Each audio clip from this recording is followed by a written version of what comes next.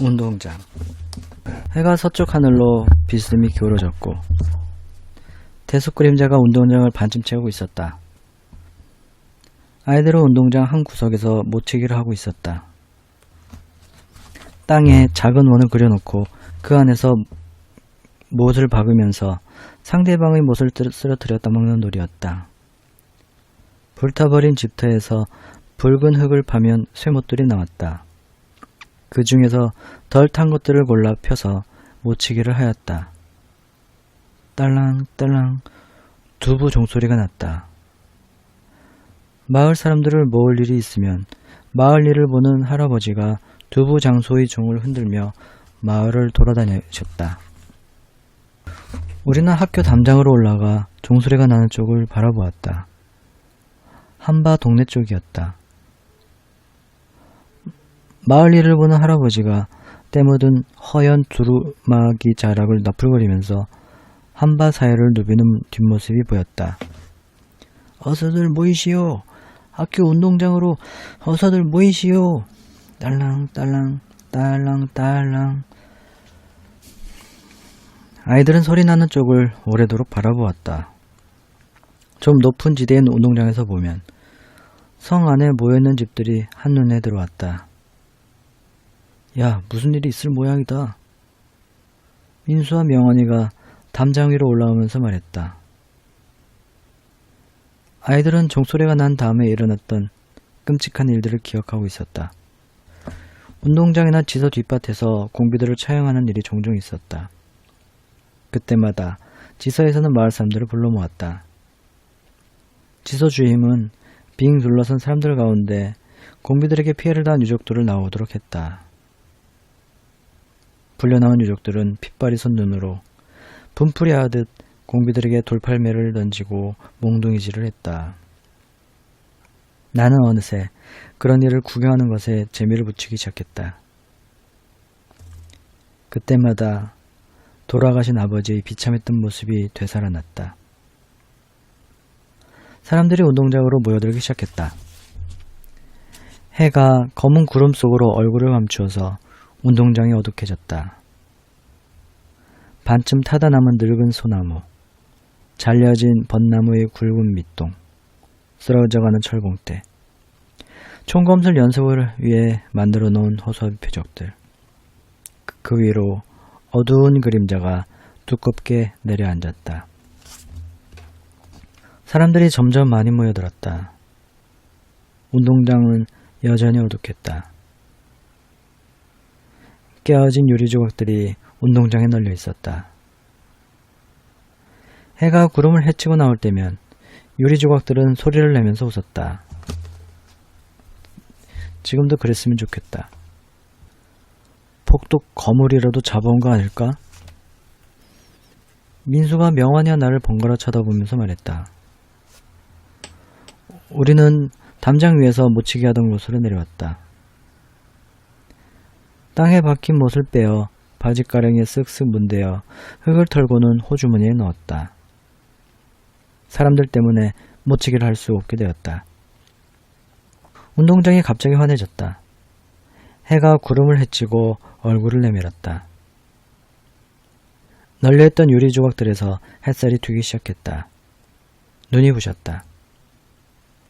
사람들이 그 유리 조각들을 마구 짓밟으면서 운동장으로 모여들었다. 햇살이 사람들의 발밑에서 비명을 질렀다. 그때였다. 빵빵빵빵.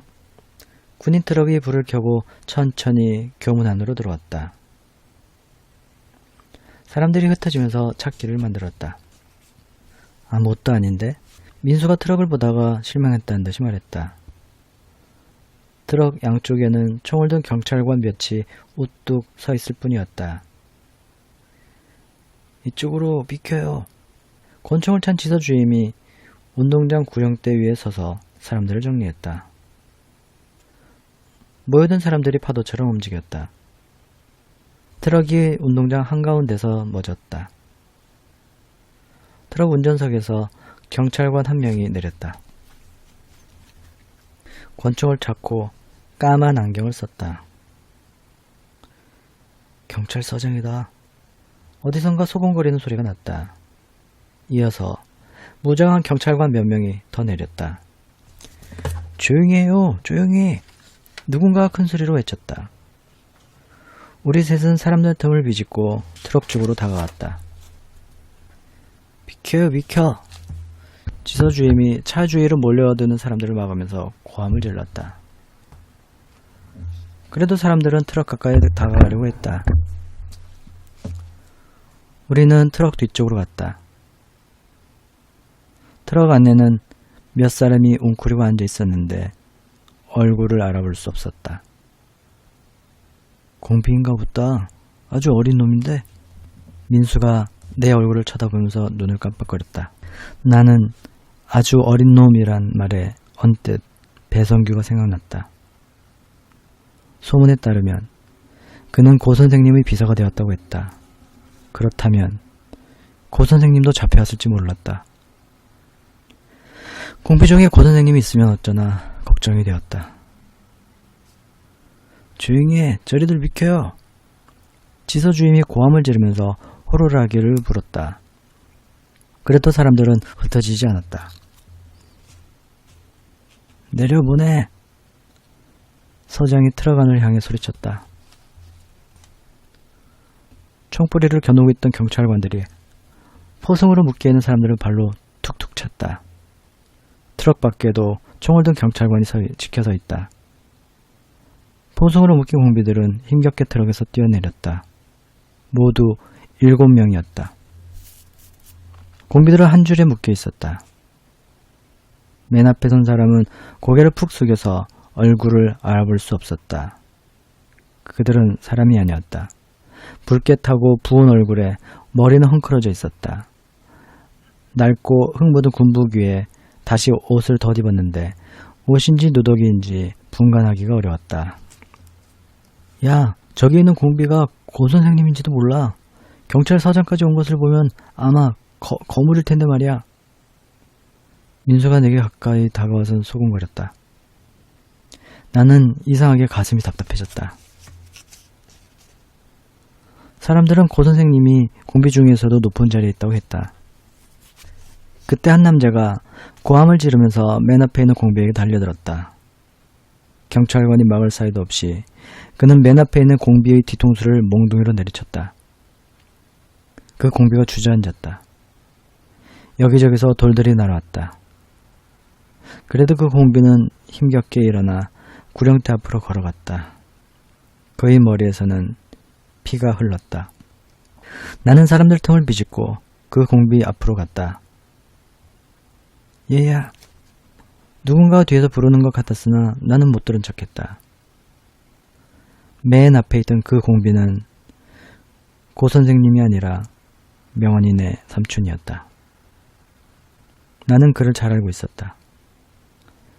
해방되던 그 해 가을에 청년들이랑 우리 집에 찾아와서 아버지에게 따지던 그를 잊을 수 없었다. 나는 고 선생님이 아니라는 것을 확인하자 마음이 가라앉았다. 그러면 그렇지.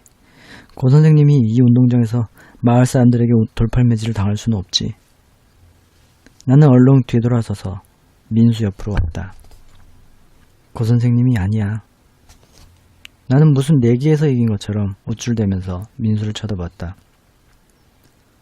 앞에서 두 번째는 배성규 아니냐? 민수가 내 표정을 살폈다. 나도 그렇게 알고 있었으나 말할 수 없었다. 키가 훌쩍 크고 약간 마른 몸집에 긴 얼굴 생김새가 틀림없는 선규형이었다. 야, 맨 앞 공비는 명원인 삼촌이 맞다. 민수가 내게 소곤거렸다. 나는 얼른 명원이를 눈으로 찾았다. 내 오른편으로 한 사람 건너에서 명원이는 얼굴을 푹 숙이고 있었다. 야, 저기 맨 앞에 너네 삼촌 아니냐? 민수가 명환이에게 다가가 그 옆구리를 툭 치면서 물었다. 아니야, 난 삼촌 없어. 명환이가 큰 소리로 말하면서 민수를 노려보았다. 뭐? 내가 보기에도 그 사람은 명환이네 삼촌이 틀림없었다. 그런데 왜 아니라고 할까? 난 삼촌이 없단 말이야. 명환이는 화난 듯이 내뱉으면서 사람들 속으로 사라져버렸다. 저놈 죽여라! 그때 누군가 고함을 질렀다. 사람들이 파도처럼 그들에게 몰려갔다. 그들은 포승에 묶인 공비들에게 돌멩이와 몽둥이를 내던지면서 욕설을 퍼붓었다. 우와, 와! 사람들이 소리를 지르면서 밀려들었다. 마치 바람에 솟아오르는 불길 같았다. 총을 든 경찰관들이 몰려드는 사람들을 막으려고 했다. 악에 받친 고함 소리가 여기저기서 터져나왔다. 우우. 사람들 소리에 운동장이 흔들거리고 땅이 푹 가라앉을 것 같았다. 내 아들 내놔라. 한 할머니가 악을 쓰면서 그들에게 달려가셨다. 경찰관들이 할머니를 막았다. 할머니는 땅바닥에 주저앉으며 소리를 지르셨다. 그 울부짖음이 마치 우리 할머니의 울음소리 같았다. 아버지의 죽음을 보았을 때 할머니는 먼 하늘만 쳐다보면서 저렇게 우셨다. 경찰관들은 포승에 묶인 공비들을 구령대 앞 맨땅에 꿇어앉혔다. 사람들이 조용해졌다. 여러분, 여기에 꿇어앉은 자들이 누구라는 건 잘 아실 겁니다. 평화롭던 우리 고장을 이렇게 만든 자들입니다. 이들은 제주도를 공산주의 사회로 만들기 위해 자기가 살던 이 마을을 불구덩이 속으로 몰아넣었습니다. 이들은 자칭 제주인민 유격대 간부로서 이 남제주군을 쑥밭으로 만들어 놓았습니다. 이들은 자기 어머니나 아버지, 할아버지와 같은 자들을 죽였으며 자기가 사랑하는 마을과 자기가 공부한 학교까지 잿더미로 만든 악질 중의 악질들입니다. 경찰서장이 이야기를 계속하는 동안 사람들은 조용하였다. 빨리 쳐다내요. 지가 떨려. 더 볼 수 없어. 누군가 쉰 목소리로 소리를 질렀다. 소리나는 쪽으로 고개를 빼고 바라보니 명환이가 입을 꼭 다문 채 눈을 부릅뜨고 경찰서장이 하는 말을 듣고 있었다. 다문 그 입에서 피가 흘러나올 것만 같았다. 얘야, 저리 가자. 언제 오셨는지 어머니가 내 등 뒤에서 내 팔을 끄셨다. 어머니의 쉰 듯한 목소리가 나지막하게 들려왔다. 고 선생님이 아니에요. 나는 나오려던 말을 삼킨 채 어머니를 쳐다보았다. 그래, 고 선생님이 없구나. 들리지는 않았으나 어머니도 그렇게 말씀하시는 것 같았다. 그렇게 말씀하시는 어머니의 입가에는 잔잔한 미소가 스치는 것 같았다. 여러분, 조용히 하시오. 경찰서장이 손을 내저으면서 구령대 주위로 밀려든 사람들을 진정시켰다. 공비들을 에워쌌던 경찰관들도 어쩔 줄을 몰라 허둥거렸다. 잡혀간 공비들은 이미 땅바닥에 쓰러져 있었다. 사람들은 고함을 지르면서 그들을 향해 돌팔매질을 계속했다. 그때였다. 야, 이 폭도 새끼, 죽어봐라! 명환이가 사람들 틈을 비집고 앞으로 나서더니 돌멩이를 내던졌다. 나는 그의 독한 눈초리에 온몸이 으스스 떨렸다. 어머니 손에 이끌려 공동 우물 쪽으로 가면서도 눈으로 명환이를 찾았다. 그러나 명환이는 보이지 않았다. 고함치던 사람들이 교문 쪽으로 흩어졌다. 어둠이 운동장에 가득 내려앉았다. 주위가 조용해졌다. 나는 계속 눈으로 명환이를 찾았다. 어서 가자. 어머니가 재촉하셨다. 그때 명환이가 어머니와 내가 있는 쪽으로 달려왔다. 명환아, 내가 불렀으나 소리가 입 밖으로 나오지 않았다. 명환이는 나를 못 본 채 하고 공동 우물 쪽으로 달려왔다. 나도 그 뒤를 따랐다. 명환이는 빨래터에 쭈그려 앉아 손을 씻기 시작했다. 자기 삼촌에게 돌멩이를 던졌던 그 손을 씻는 것인가. 내가 곁으로 다가가자 명환이는 나를 힐끔 쳐다보더니 아무 말도 하지 않았다. 그때 그의 이마에 커다랗게 솟아있는 날카로운 뿔을 보았다. 언젠가 내 이마에 솟아있던 명환이만 볼 수 있었던 뿔처럼 내 눈에만 보이는 뿔이었다. 아니, 너 그 뿔... 나는 하마터면 소리를 지를 뻔하다가 주춤했다. 명환이는 손을 다 씻고 일어나서는 놀란 내 표정을 보더니 씩 웃고는 큰 길로 달아나 버렸다. 명환이 뒷모습이 사라져 버렸는데도 내 앞에는 아직도 이마에 뿔이 달린 명환이가 버티어 있었다. 그제야 명환이가 왜 뿔을 달고 다녀야 했는지 알 것 같았다. 전에 아이들에게 시달림을 당할 때 아이들이 나를 함부로 대하지 못하도록 날카로운 뿔을 달고 다니고 싶었다. 그때는 아이들이 무서웠고 그래서 외로웠다. 지금 명환이도 그럴 것이다. 사람들이 공비 가족이라고 욕할 것이 두려운 것이다. 그래서 뿔 달린 아이가 되어 자기 삼촌에게 돌팔매를 던졌을 것이다.